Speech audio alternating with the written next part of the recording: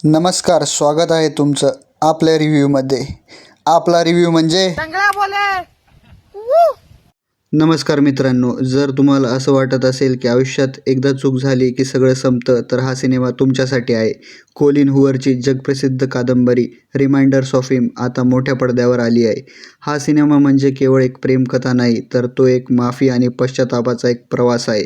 हा चित्रपट खरोखर नारळाचा रस आहे की फक्त वरून कीर्तन आणि आतून तमाशा?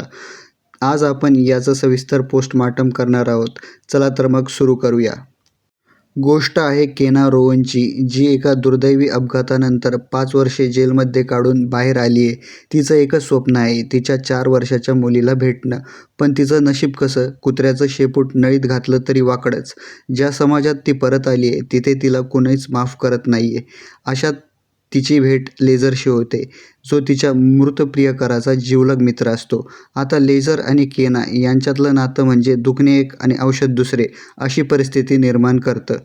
दोघांनाही एकमेकांची ओढ आहे, पण समाजाची भीती आणि जुन्या जखमा आड येतात.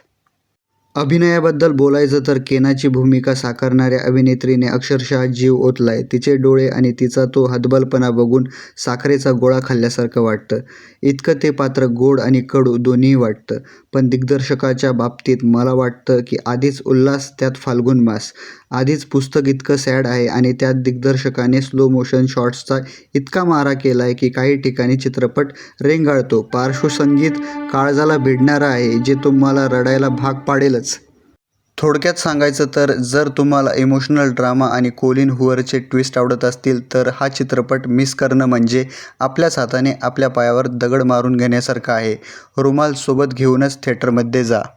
मी या चित्रपटाला देईल 3 स्टार रेटिंग. आता तुमच्यासाठी प्रश्न, तुमच्या आयुष्यात अशी कोणती गोष्ट आहे ज्यासाठी तुम्हाला कोणाची तरी माफी मागायची आहे? कमेंटमध्ये नक्की सांगा. हा रिव्ह्यू आवडला असेल तर चॅनलला सबस्क्राईब करा आणि लाईक करा, कारण टाळी वाजलीच पाहिजे.